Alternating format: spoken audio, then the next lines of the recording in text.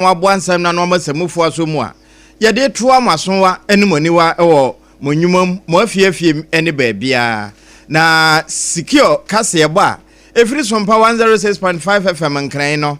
Asantema ya Jiatum headquarters SOMPA 93.1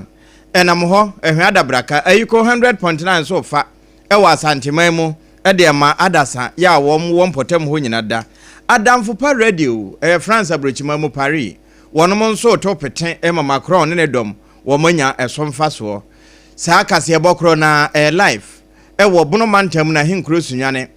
SOMPA 98.9 lajibe kwa na abro sa 9 market ho ena fe SOMPA 101.3 domamamu asase paso honso wonom ofabi ye wi a enso ho a bono na po ye fam no SOMPA 106.1 FM techima bono champion do akwa ena fe 90.7 SOMPA nkransan so age ediama domo a wonom kwa akosi frawano no ho a Kingdom 106.1 FM wonon so age ama mankasim edom na mapo age nyina wonom ofabi ye live for takra dia SOMPA 103.3 ena SOMPA 101.1 eyetakwa www.sompaonline.com ensemi nyina wo ho nemom animum nwoma no so no SOMPA 106.5 FM Accra wonua eho ena yehia wadwenkyere ene won kanto so no fabra na yebekenkan edi amawo Hajia special local food 20 nemom yes pakia na ye Techno Spark 40 series won na start yen ama yenya ahoden a ye tro wa wiabre sada ena time herbal mixture ne capsules womonso ekan yen ho ena secure sanitary pad waboya bomberete ena wiabre ye dense ne ba na de di mu akotene ya obeti bi ene se Abrante bi friend say Joshua Bledi ono ankasa na sene mu ba wanya mfinhia dunson wanyem no court wahyase won kodam ye de mu ntemu bebrewo Eka Nature National Chairman Edema MPP Amanyoko Urapo Afoko wase yakosem enkoma Asanteman Sada ena daji Mahmoud Bawumianso se Asantema hima yahwere no no wonyo hima keke nenyim yedodo ni nyina enna President Carlos Villanova wono president wo Principe and Sao Tome wabaga na ha dwumadie ben ene obedie Onanyafo Samuel Okujeto Abrakwase enkane defense minister se won kan ho biom no wasen ko betumi aboa etu efoma gude akwambone so no ase Sesia manugusue no Yewra Mutala Muhammad ebusuya si no honkonwa ewo Tamala wonmo ye yi akatenachi na Tamale hono ano ena kane mrachebedwane ano gyama anya so to made hye wase sene MPP fo wono ankoi eye pa Openi kasia wadan kitahudie ho nsem so awo NPP Amanyokom ayo Ora Richard Ahiaba yane no bedi komo ni nyina efa one krata one mo de ba se by election bekoso awo Tamale Central no one mo yom ho afri mu Yewra Sam George say ka de nka Ghana internet wotwamu di ntira ye betwa bosompo ni akwa amanone European Union for mpanifo wo mo say Ukraine borders no a say yase enkasa ho ne koye say ye de kwama Russia fo no ma ye nya ne by force wo mo nkire mu ne sen Abusia ensempi ka yenim ho eno original ye anuanu basa yesi adwa yade esum sa SOMPA pramtubra akase apasma kadihia yaje pene ni yesi adwa a yeba binsami ade amawo mimedini abena badu adepa kofimenu menuanom obrempon na kwaku ampoma ena fe triple M ejapia APAM DADAA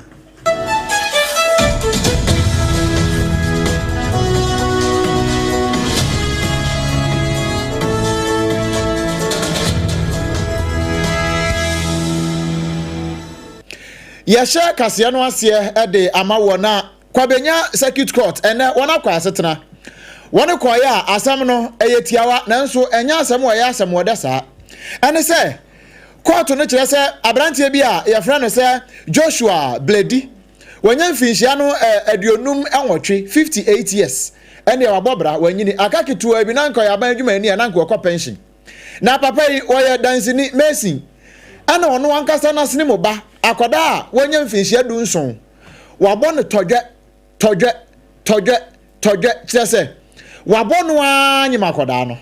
ama eba ye bia ya wote manfo bebre akasa ho a na asemi ekopie mu opresifo akache no ena chief inspector Gershon Dogbe Achondo wano ekobo kwadu ewo court ena wo chese no kure saade wei ha dwene papa na kamia se ya agensamo anu nti piempani so tena dwom wo hwa ade ni din wo se wono ane ba wonyi mfie du na wonkodam no afiri mu fia wo ba akoda no so be frɛ ne ba o so be frɛ ne nana ene wono ankasa na asemwa asem yi hunti ye kwa ahoma no so ne ama ne boni na na bra se wa akwa nkomo na ma hai mejo su obrempong wie na wo honam sai bokɔ wo ho na me adom bokɔ na wo mo na mo kɔ kɔɔto ɛdeɛ na kɔɔto no kaayɛ yo papa ya ye kan ne ho asɛm ɛyɛ mesini ya ne din no bi Joshua Bledi ye wo mfie no aduonum enwɔtwe ne 58 years na wote mosuku ye no wokwabenya ɛwɔ nkan ha ya na papa bonofo ade awaye ene se wanyem ono ankasa ne banasa wahye ne nsen ne ba ye ono so wo emfie no dunson e 17 years na ne bay eye hairdresser princess ya wo sua eyeti bo ho adwuma yi na papa yi wenye ne prenu so anasa ne ba akoso ya one ne bay eda ade se wotai ne ba no eda wo ekọ ja se ne maame efi se ne maame ja no e ma ne se wone ne ntina no ade se papa mpempi no ya na wone ne bay eda na we na nyinsen aba be piem na nyinsen piem no ebraso sa abai we ebe wo no okowo wo ga East Hospital na owo wieye no ade se ni de osa no wo betua na ho aye din wie ne sense hwehwemu ko so bi say na abai wa kwa ne hwe nyinsen no wo kire sa me papa Bledi ena hwe nyinsen ena ene hwehwemu ekoso wo mo de report ekoma akwabenya domestic violence and victim support unit ena wo mo hwe nhwehwemu na police medical report nso wo ye bi de ma abai we e ma ne di tietia ne ho akade na police penny ya e friend chief inspector Gershon Dogbe Achondo ena eye nhwehwemu edi asemi echi na wokoche papai wokoche na mpanyampa wajitu mu say ai wono ena ahye ne ba ne nyinsen we na court no za asemi de enye famra kwan so kura ne senti no osusu se papai ye be ma no eye 10 years wakwa kodem e de asom omayi na court 10 years wodi ma ni kura wo say enam nimfie ya akọ animu nti ena wonum ema ne sa 10 years ne sa ne nye sa pa de anka me sure senka wodi bi ebeka ho na omuma ne 10 years no ena sa brain so the non-profit organization for abefa akwalai ene ne be ya wonum ehwe no na sa brain de akwala no wawo ema ne ba no enya 7 months minimum kase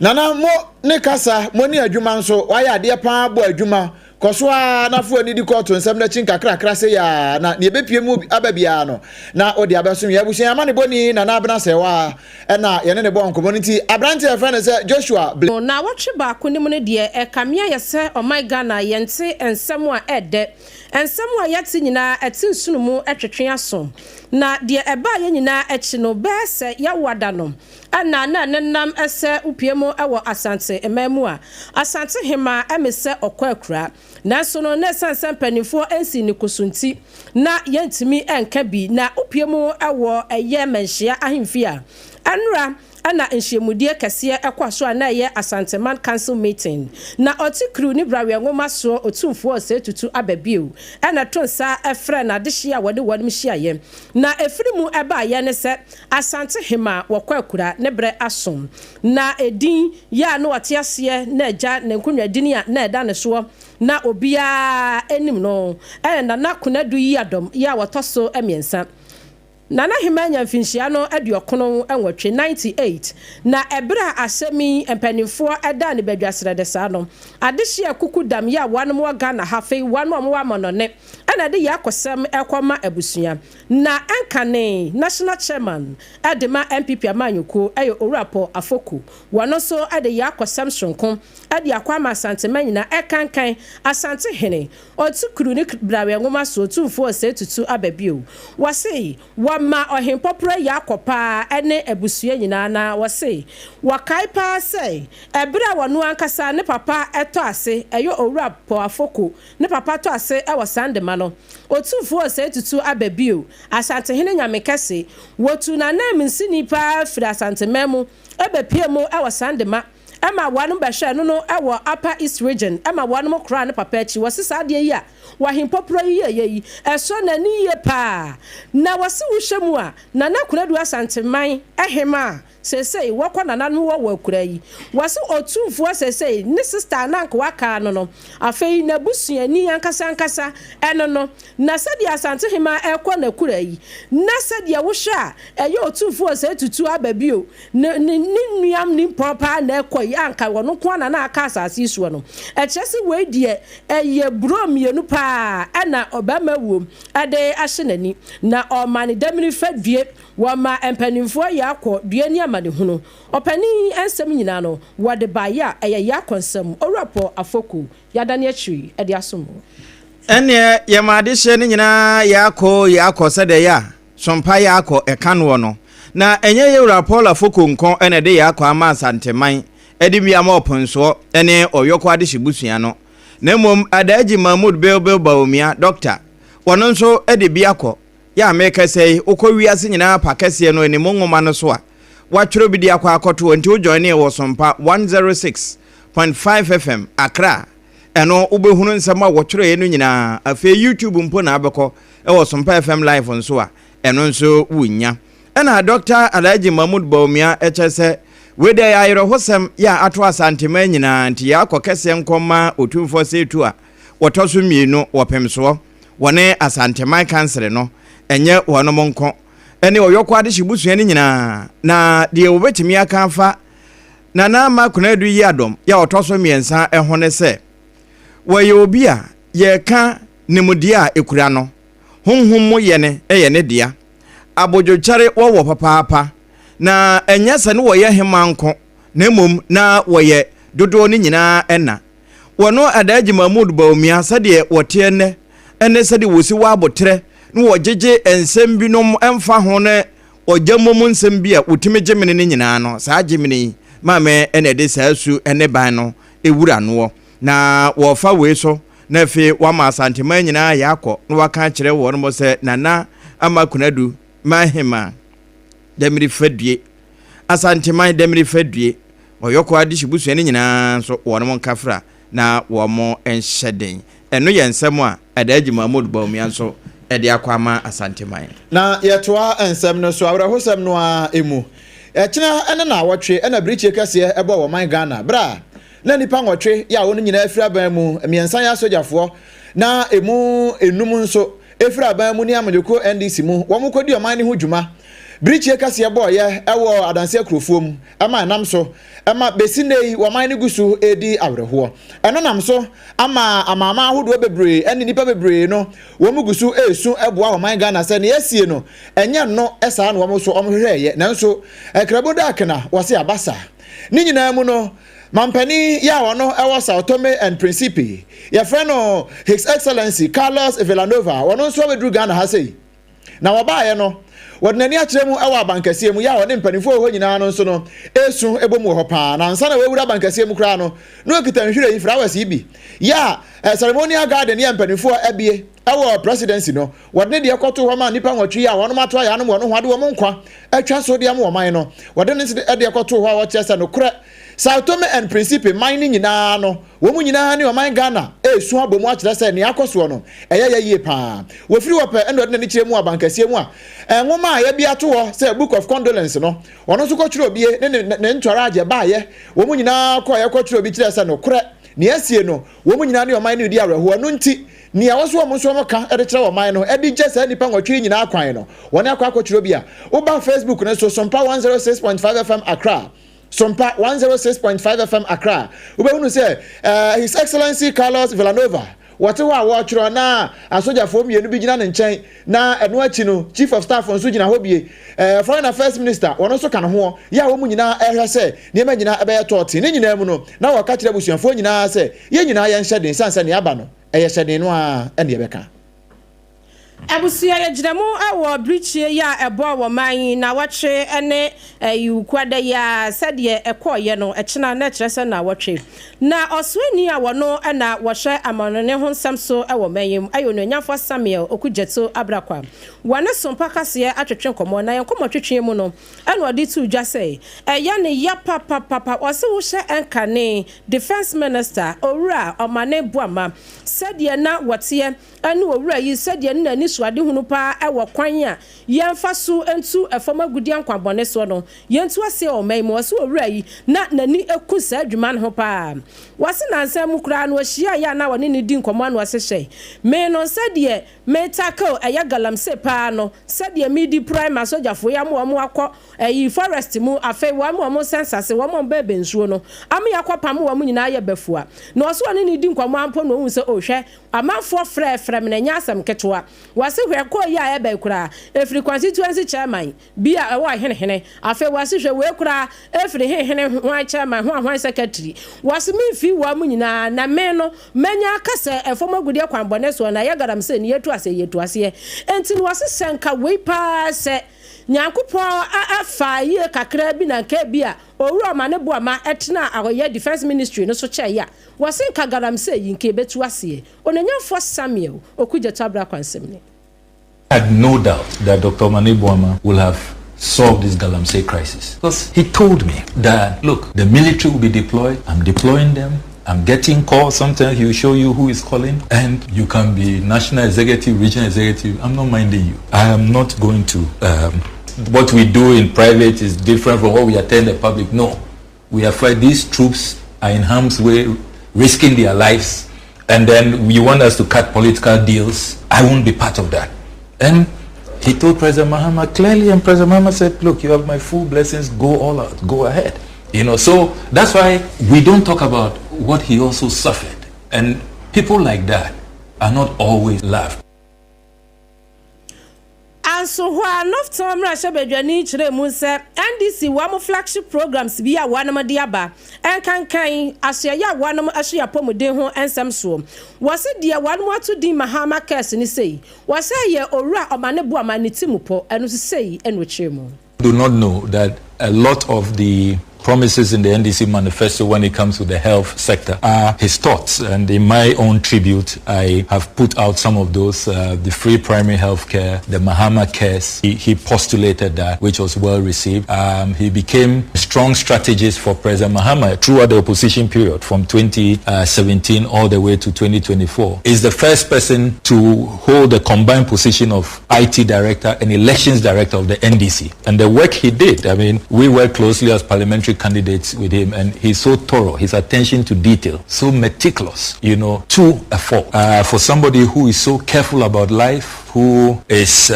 he's so health conscious. Dr. Mane Boama was the least traveled government official. He didn't like traveling.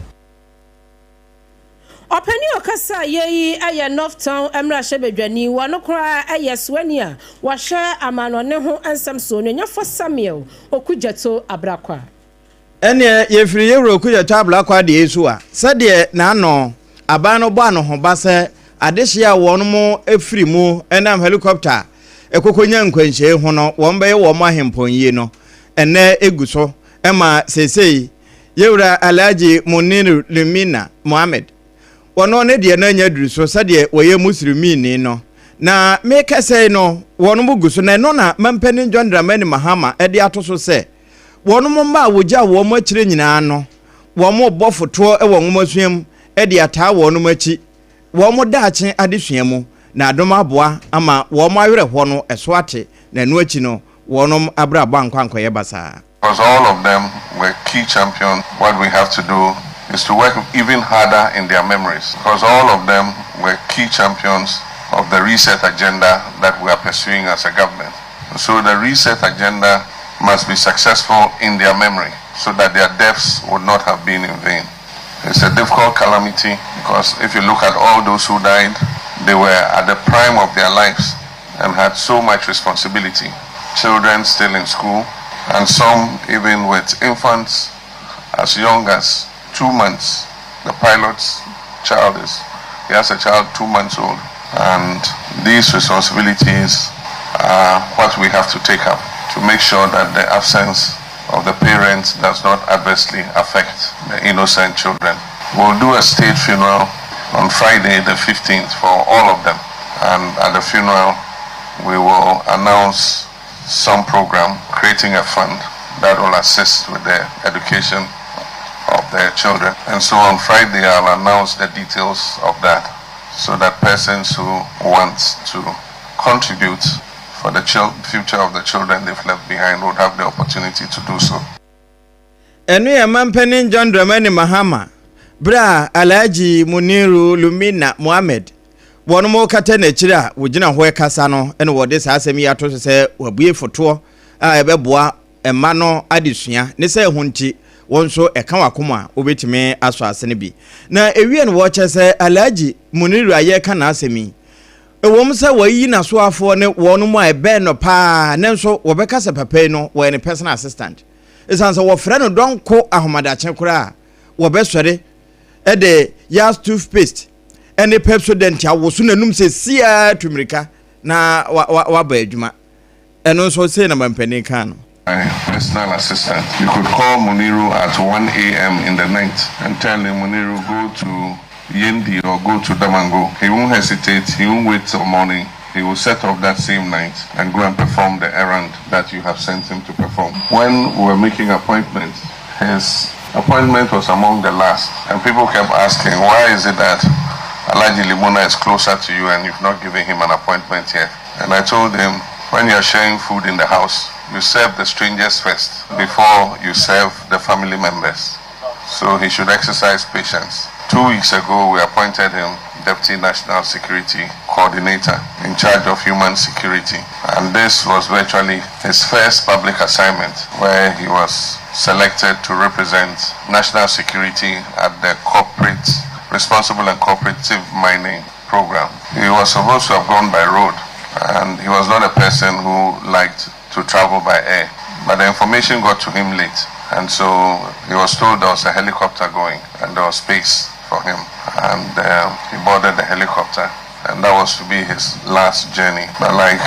we say, it says God gives and God takes, and so we have no questions for God. We accept what he has done.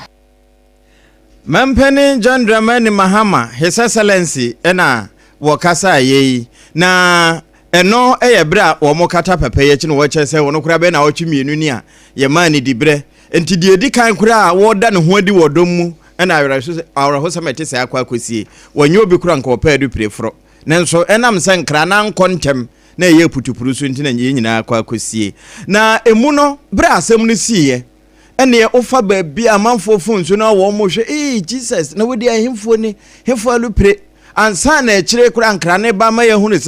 se Ghana de noa ene koteto wo kwaye num no ne no ena soafo ohwenkuta hodie ho nsam so na eba ebefo esuehunu ne kofa baye mu a woda no yewura Sam na te George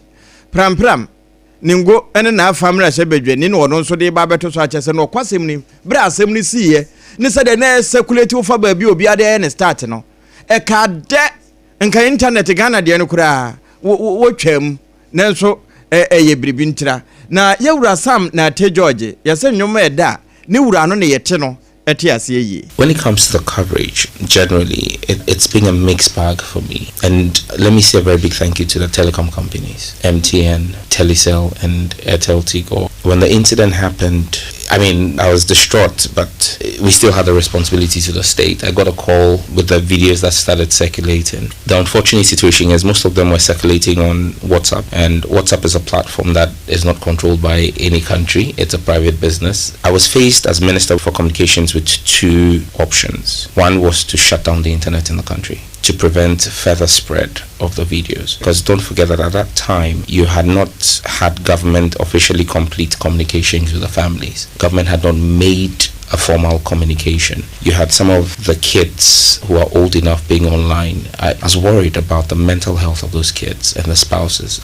And so that was one option. I had the cybersecurity authority immediately reach out to Meta and activate a POC that we had there to see what Meta could do, because Meta owns the WhatsApp platform.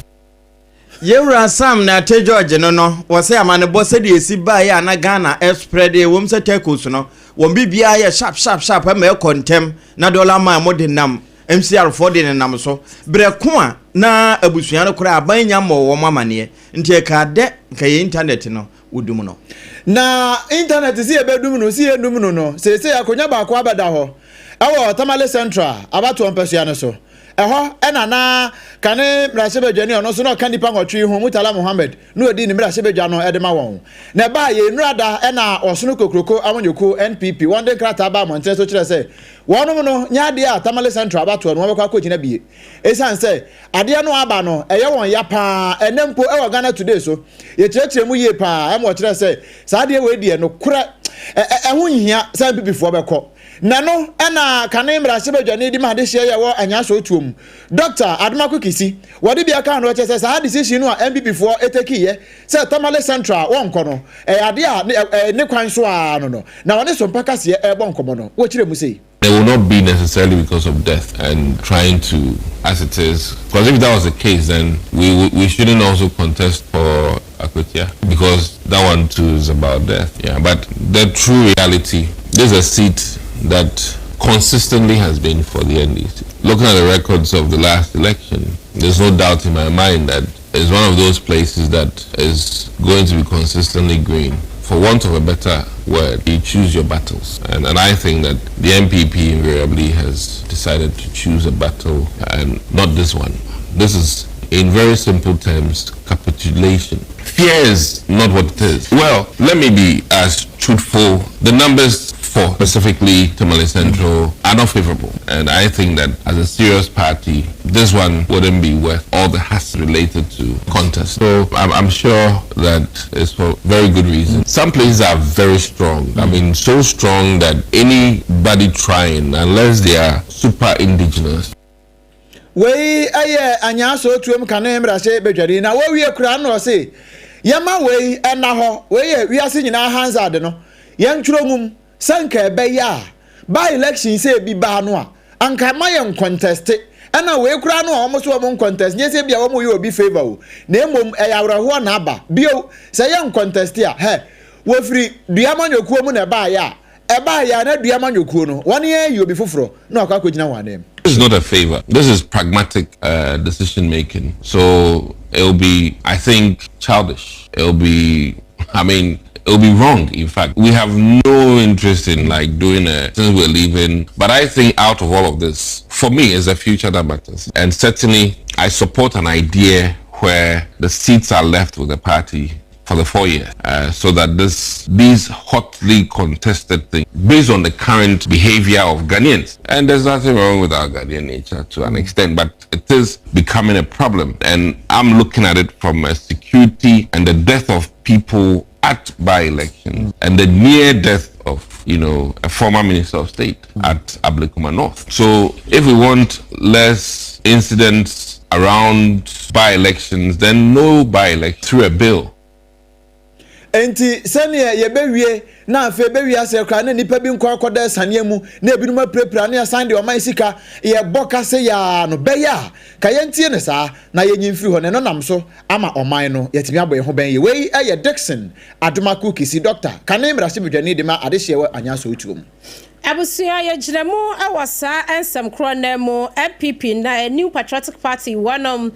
draw wanom say one draw from Tamale Central by election na anka empenifo ba hwehwe ho na akwaso no na wanom krata ya wanom de ba ye no wanom church of 4 penny Owura Justin Frimpong Kodua wono ena na nensa ehwase ana wonom se wohwemu a ekuo no ewo mmra a wonom so edidi wondwuma ewo akache na wase article 10 cross 1 no so ena wonom gina ya ewo mom kuo ne mranim ena wonom etwe esensan ye ni nyina eyawrehosem a eto wo man ya na Owura ononyamfo Mutala Muhammad Tamale Central mra hyebedwani ka ho bia anka nche Electoral Commission wonom ba hyehye na ka ba election shonkon akoso na na wanum say enka nyankopon ya dom na se bibia ekoyie ye katampanifo nyina achi ewie ya na nkaba election amamra no ema ye ho kwan ema yetumi eto no eno no hwemu a ose article 112/5 no so na eyo manyi amamra constitution no ema ye ho kwan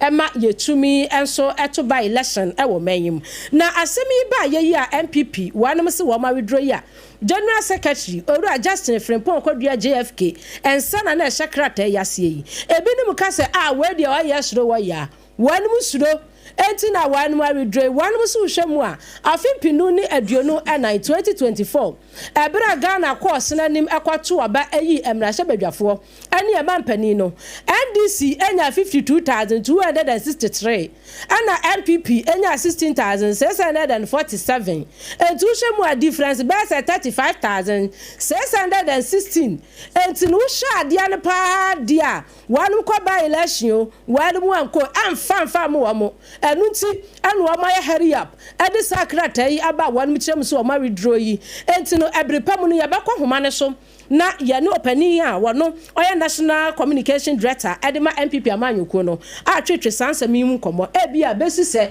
no onum bebo a ye be kyena se no onum pa mu ne de hot bite kase so ye be di sansami mu enkomo na wo by election komo no mu no na binum ka se sani NPP for wo ma withdraw wo Tamale Central de be yanka ne NDC for nso nye honorably nanka akwati aba election amonka so onya hwe we ateka 1 draw eno na ene ya yetena se ye krata every NDC amyoko na kache ya pani abedi akira wa hwe nkita wodi ensam so de mamyoko no Godwin Akogan ne nsahya se wo se aputo na edi kan 1 aputo number 2 aputo 3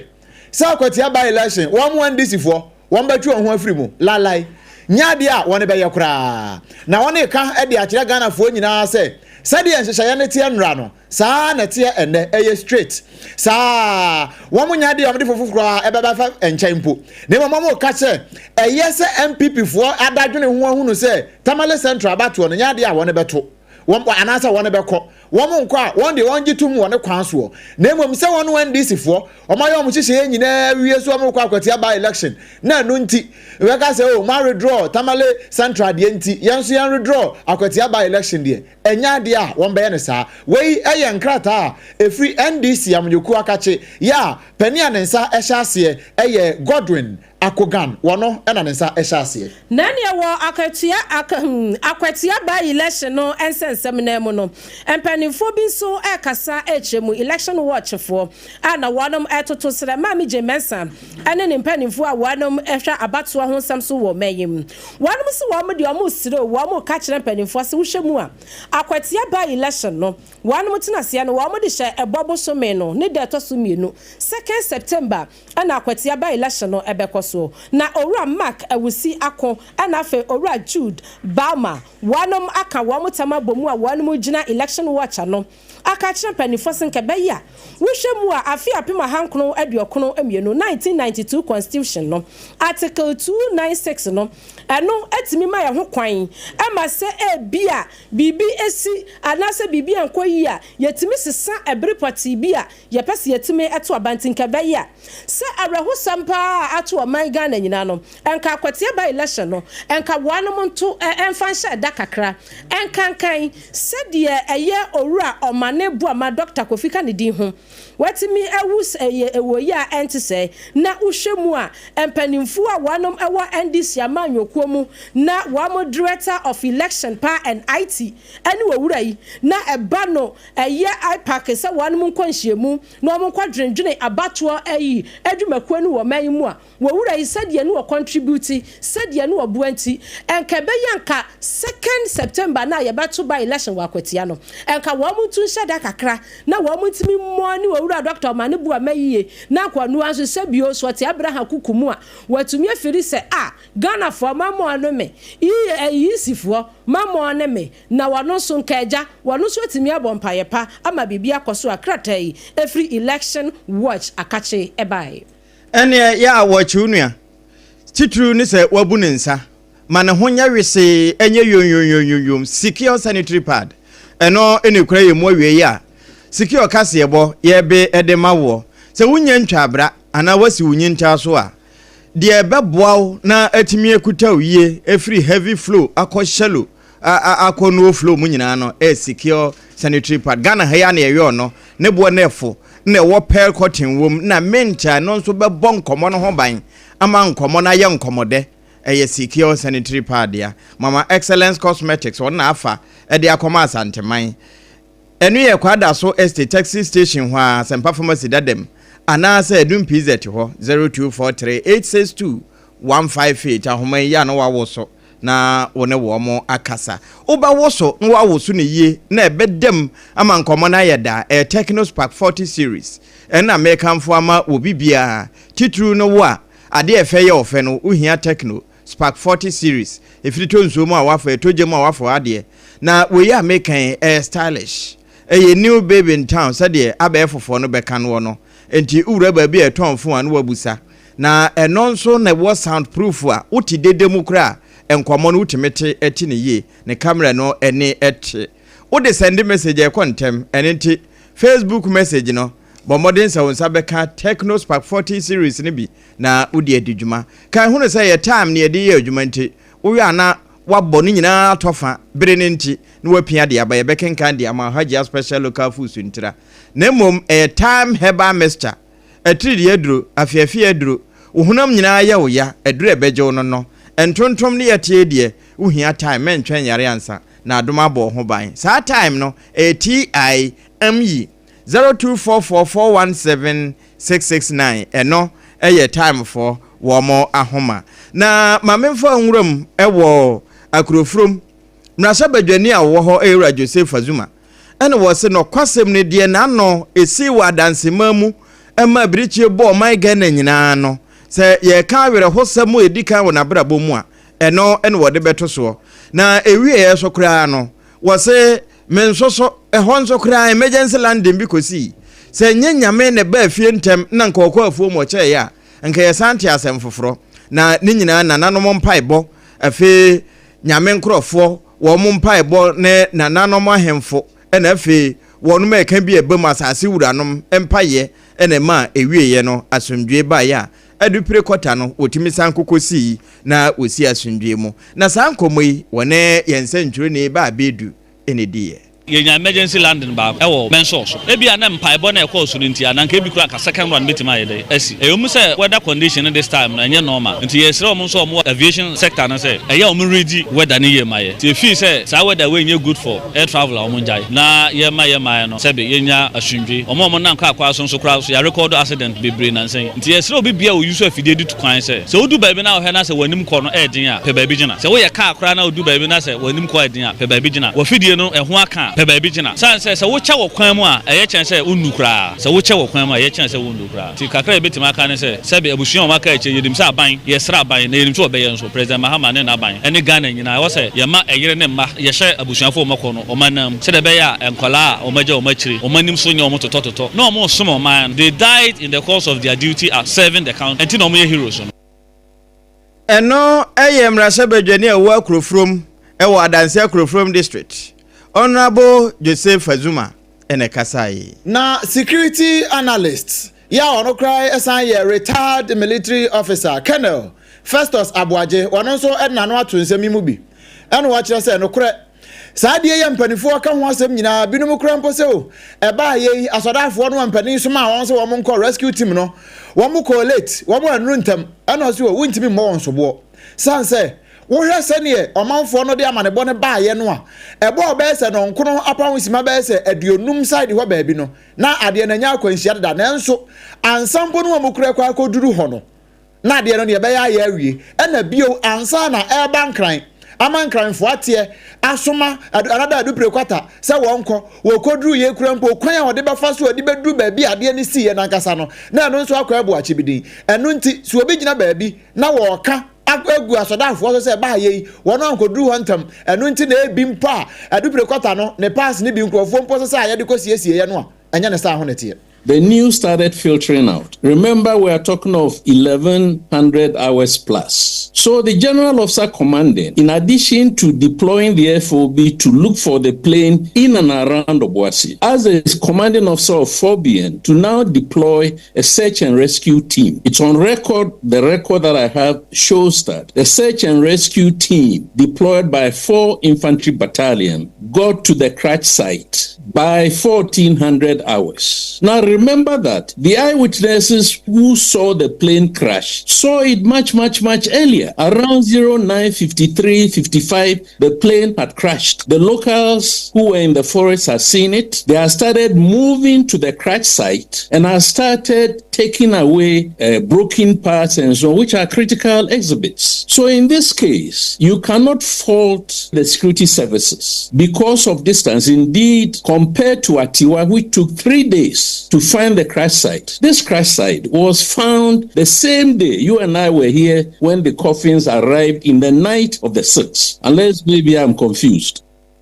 Colonel Festus Abuaje, one of a security analyst, or sounds a retired military officer. So, Jenny on a homijimu, and watch the chance in Musanie, one who hunify. Ye jina no so na yaje aboa from kratwo ewia de aka akire abusua efi he ya yebesan de atoa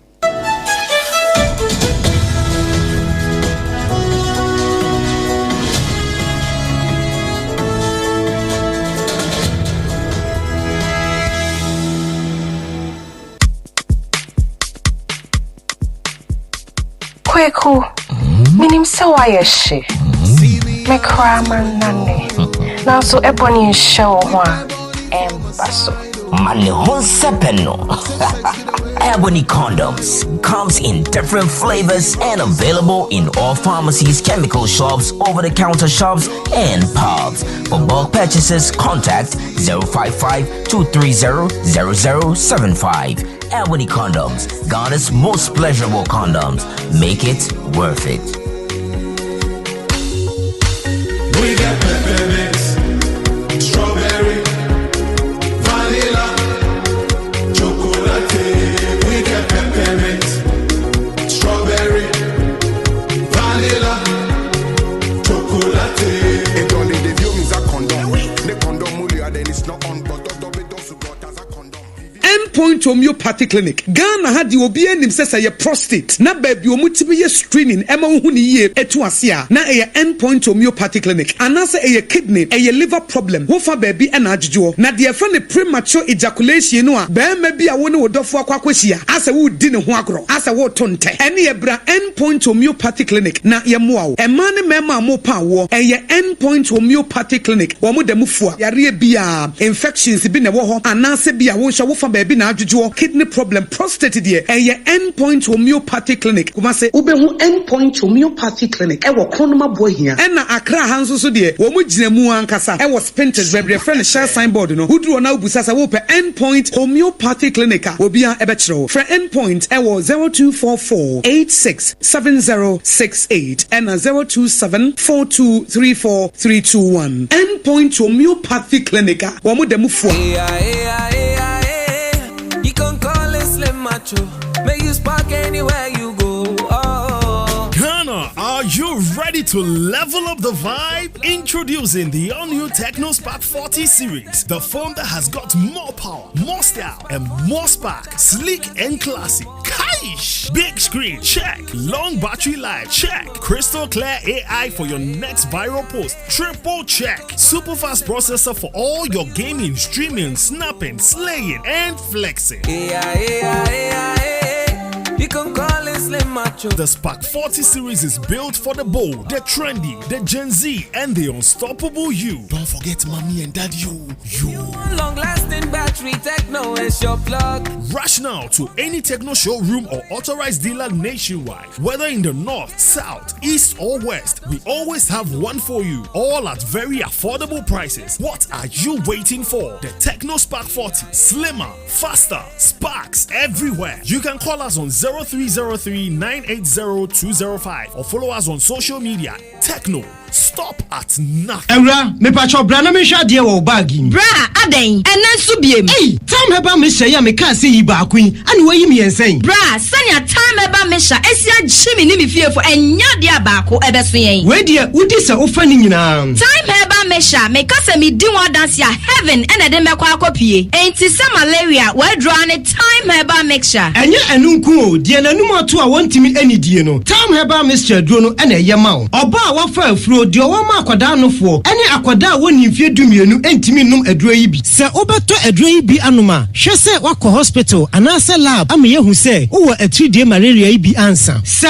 upe time heba mixture enu dudu atu a, fo ani kire KNG Herbal Center ewo Emrom Abidjan House ana ba ko so wo atonsu Monaco Junction. Eno echi ubenya bi atowo over the counter medicine sellers. Any herbal shop dodo na emu. Fre 0244 417669. Kayo, set time no TIME. Time herbal mixture. Afi malaria fever bi adani ziba ewo munu be tuako. FDA aji ejodi nkratu yi atum.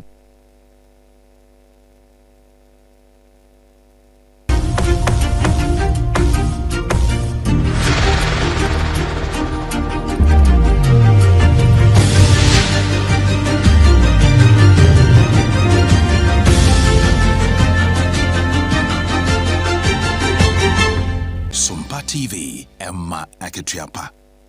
Nokre Emma Aketiapa pa ampa yesan so de wase emu wo mo se watwen yen. Ye to aso ye wura nwumasuam. Na Ghana nwumasuam so ye no aye nhyehyɛ bi ne aban no akɔbenkro mama sesei. Ntwra hodo a wɔn bɛtwro se ye BC sohwe anase SSC sohwe no. De ye frɛ ne se apology me binum timi bɔ apɔ na ebewie ne atwen binum nkrata asensen no. Wɔn ma ye nhyehyɛ se Adama wombetumi adoma twaba ede ahwe ano ne no na education tech tanker ewa bibimo we friend say Africa Education Watch eduwechefo nso akasade afa ho se eyani suade hunu papa na eyen hyehye pa na mom ene kwan se etena faako ewo se mutretre na efiri nkura kasiem eduru nkuma nyina mu fa ba bia maganafo ene abibiman ba bia nwomasuya wo bia wonom nso nya eso emfaso obi na we no na ye nhyehyɛ a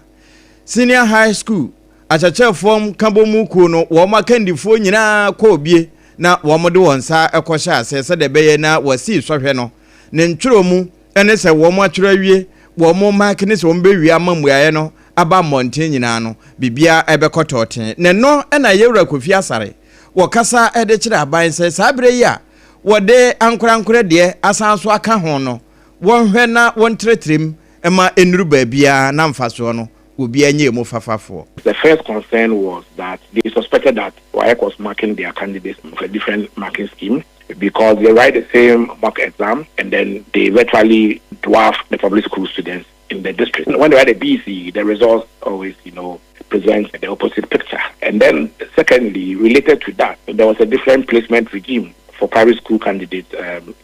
under the free senior school program because of the 30% protocol allocated for public school students. So a private school student would have aggregate 6 or aggregate 7, and they can enter precept to do science. But the public school student would have aggregate 12 or aggregate 14 and can enter precept to do science. So they thought that, they were being unfairly treated. Indeed, the second, which was policy, was inequitable, considering that they are all Ghanaians, considering that, so why should the state punish you by giving you a discriminatory access to secondary school just because you didn't have an opportunity of attending a public school in your community? So it's more like double jeopardy. You don't provide a school in my community, I'm going to pay to attend a private school, and then when I want to progress, you give me a differential. Penny Neye, Executive Director, Order African Education Watch, a friend say AGYEIWAA no. Yewura Kofi Asare, Neneni Yeti. Na we yepe eno atwe so mpaka se ejina wan corner. Eno se ade bi ha no waka ho asem firi amponte mere so. Wo hu se ya address ye school feeding program ho asem.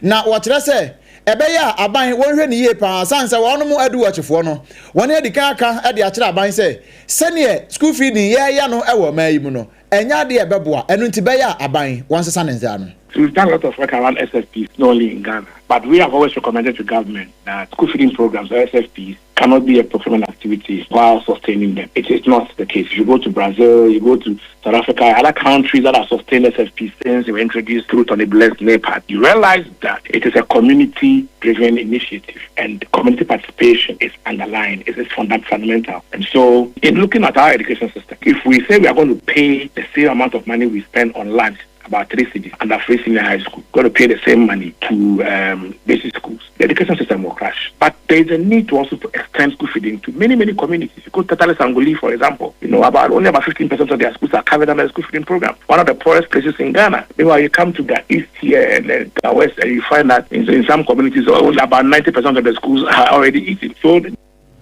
Kofi Asare, one executive director at the African Education Watch. Now, what we are crano, and was say, a camia as a kuma no more, a hopper, energy, oban cry ha. Just one day, who am somewhere Sikafuentino. Now, so, Sukus to be a wa, a young former, any going to buy one tenants. So we must begin to build community participation onto the two cities to make it realistic. Government alone hasn't financed school feeding programs sustainably. It doesn't happen anywhere. And so we must begin to look elsewhere. Communities, look at corporate agencies in the community, in the district, and leverage on existing resources to complement that. It will not be seen, let's say, as complementary. The thing should have been a partnership ab initio, except that we did it as a procurement activity. So we are going to see it as complementary. So it's a critical ingredient. Without that, we cannot raise the funds to feed all children in public basic schools like it's been done in South Africa, in Argentina, in Brazil. We can't do that because ours is only central government driven. We must diversify the funding sources, bring in non-state actors, corporate sector, community participation, so that the two cities. Abusia, any Kofi Asare na putuprumu. Kasia ya yansaka no sesia every National Communication Authority. One makachi say radio stations makoma ko be sem kono. One mudwumadie ya omudi nyina no one de tabono e de ato won so etiefo be kai a be se ebosome ne nakakra nie e na won mo ye se radio stations be se ediosia 964 one mudwumadie ya won mo ye ene embra ye da ho eso mo de ye adwuma no mo fa mra na nya adwuma ntino anka wo adwuma license de every one sem eno kra na mo so magana man pani His Excellency John Dramani Mahama e ba mu ye se we die yemon ba se bosome bi na omon fa mo abo ho sanse we die eputupuru dodo bosome na ba atwam ama sese kura no na otwe mienu kura mpa san beda akire NCF so mahra radio stations makoma ko na enkono ya edidi so ayeba yi womo no womo bomi mfita duku no nti womo dwumadi nyina no won atwa sensen womo na edidi so yi Don Plus Multimedia Limited owo 105.9 ya Jeffrey nsem Dreams Ghana Media Limited 104.9 owo new abrem apromantamu ya je Afei Jam Multimedia Limited 101.3 ewa Kentampo wanaje Jiwo Group Limited 102.7 ewa Diayan Kwanta wamwaje Pandai Star Community Radio 107.3 Pandai wamwaje and afei Unique Gateway Communication Limited 105.7 Nkoko wanonso so wanwaje everyone sam afei wonomonso a edidi suye wa kyerɛ sɛ wɔn de ne yɛ breaches bi a wɔn ayɛyɛ efi sɛ yɛde saa amnesty period yi ma yɛ nyinaa no binom kora de wɔn ankɔka ho asɛm koraa mmiɛnsa na edidi suye Wontumi Multimedia Company Limited 93.9 Accra wɔagye Wontumi Multimedia Company Limited 101.3 Kumasi yɛtwam Wontumi Multimedia Company Limited 101.3 Takoradi no nso so wɔn agye enti wontumi ne mmiɛnsa no nyinaa wɔn de aba ahwe nkom sɛ pan NCF was one much say we no enya de baako one bako so monitor stations no a wo a wanya wadwuma yie no na nya bi rekumantwi bo asi akona nkasa na wadu neti baji akyerema na abusia ya twansam no so ewo ensam foforo mu dia ma dia enka ne swani ana ohwe perepere yo ene atentene ne ho nsam so mechre former minister edema Justice and Attorney General Department no kane no eye Mami Betman Idrusu wano ane Mami asese yabo ne din se wonkoye titina ni emfama second edition marriage governance conference ya nyankopon ya adomo a 19th August ya ebekoso ewo Ghana Shepherds Authority ewa Accra ha na wanum se afi dwuma wanum ekwa akodie no de wamode asi wamani so pa ene se eye legal love recognized rights, rethinking marriage governance for the future accountability. Na empanimfo say bia wanmo kwakwahwe pa ewo awade ane embra kwan so ni nyina ewo marriage governance conference ya wo pani ana sempanimfo awanom etenase ehhehye adwumadi a afra se wanom ye yenya afin so wanom babeye eye Mary Right Ghana womo ene Office of the Attorney General and a woman can bo mu a Registrar General Department and so aso womo asene asa adwumadi e ba be koso na womo se womo kohia pep e ho no womo baba be hwe sei sebio obi ane ni kuna wade na baako afiri mu emu no eye hwan asede ese wo take full control e wo mu ne so ebio nso sebio awadefo ate wo na emra e wo se wanmu disuo se kwoto ahye bibia to ho na wanmu nisuo na afei won betietie radio awodo afei abafo ntintafidi ahodo so na anu no bedi awade no mudam ebe wiase no na awade na agija ebio nso wanmu so won badwendwe ho na sei e kamia yese yaweni mienu miensa yase baako nya be madia ene yenkoye DNA wanmu kiremu se ebimu enshu consent bia e kire se ne akwada bia nka yawo na ngai na nka ye DNA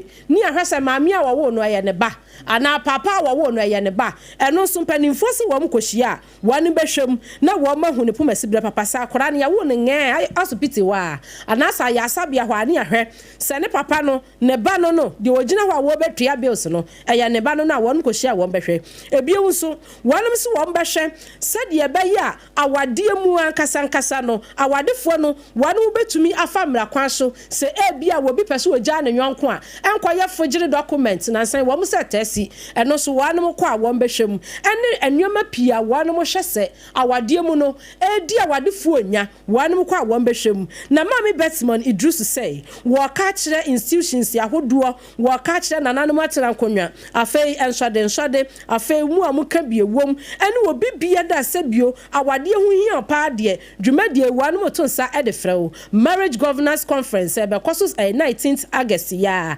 ewo Ghana Shippers Authority Accra wonom hwe anim se anye bikura no enipa mako besa hanum 500 ena wo mo hwe anim se sadwumadie ebe koso adesuafo ka ho mu a ebe mabunu mu dada mabuna no ewo mo constituency ahodo a mo so ka ho civil social organizations nso ka ho bia nyankopon ya adom a mami Betman Idrusu eto nsa ede afra de hye nyina echichi ni bencheye ewo dwumadie ase yemfa nsam no enkopie mu ewo amanone nanum ho ena Donald Trump wobeye wafra SOMPA kasiempo na watwa wie yemu ho no a ede to yanim se enche na wafra Putin na wanu makwa akohia ewa Alaska nyame ya adom a okyenachi ya na woni hia na nhia enu mu no baako aka kire yan ayebo mu e kire tiefo nyina no se anhwe yi a Ukraine for one more territories ni bi wo ho a ebetimi akwa akodi Russia for nsem ene territories no obobo bebre no a eno na European Union wo mo mpanimfo ekwa asetena wo mo ye mako aduonu enson wona kwa asetena no emu aduonu nsia ede wo monsa hyente ase apam nkrata asese saade no a Donald Trump pese wo ye no ebo man ti wonyai se wo befa Ukraine for nsa ase ana se yesi ye pasumdwe nti ni afa Ukraine for nsa ase de ma Russia for esan sa asumdwe nti no yenya ma Ukraine for na decide se aha ne yepese yeko ana aha ne yepese yeko na emom ma yanka se esan sa asumdwe bebe nti eno nam so ma won esensa ye no Hungary mampani a ono kosi wana mu Victor Orban wo so ono de nya de a obesan san so ne Russia wo mo ayonko fa papa eno nam so Emma mene wo ka say ye NATO chief our friend say Mark Roots wonu so de bia to so kire say sa bre yi a ye pasumdwe ma ye nka say ene sa nti ye nyina ye pasumdwe eno nti ye de obi asase ekwa akoma obi eba ne sa etia mra esan so etia manfo fa ahode so nti be ya ye hwe ne ba ko hwe ne mienu na ye san hwe mo miensa eno eye secure dumienu kase ebo eno so ne ye gina na ye de asie ne mom hajia special local foods nti wadwenkyere no ye beken kan dia ma na fe no waso wafidi a ensama ye de bre ono bi enese Ghana mampani John Dramani Mahama se wono ma helicopter crash ye na woti nananom wonse de no ye mafoto ema wo ma adesua Messi ni bi e friend say Joshua Bladi wanyam finhia no 58 years ono ane ba wanyem na mana wo court so won kodam 10 years Onanyafo Samuel Kujetso Abrakwa a foreign minister wano so akasa say Dr. Edward Omanebua Makofi was sankwenti anonymous yedua enka kwaboni ayetu afom agudie enkobetu ase ensem no na hodo bebre eka we no ho ene ye betena ase agi mu bre echechire mu edema wo Hajia special local food adawromenti afi messages no yenkenkan kakra emfama na na kwa mwaboaten edifree Ablekuma Central wo so wo hwe live ewo dansoma asoda ho nchi akase enkoma chairman divine otu agwahom Sanso ana nana Kwesi George was say wo hwe free wanchi aka boafo kojo from pon beba was say wo hwe pa na MPP nyame adoma 2028 one baba beja kunya no kama pa Rahim Rankin say we pray for the Almighty God we pray to the Almighty God who have the life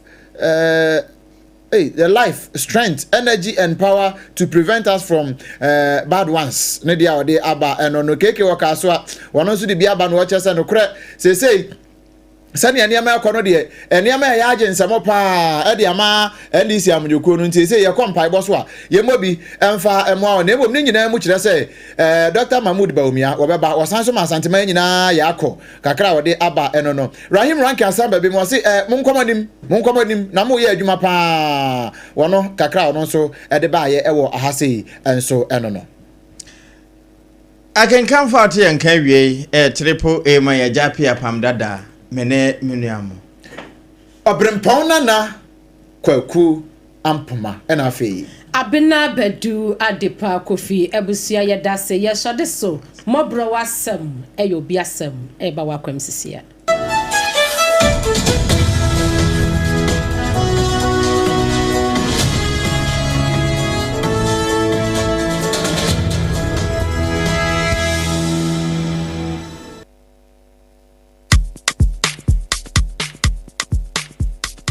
Kweku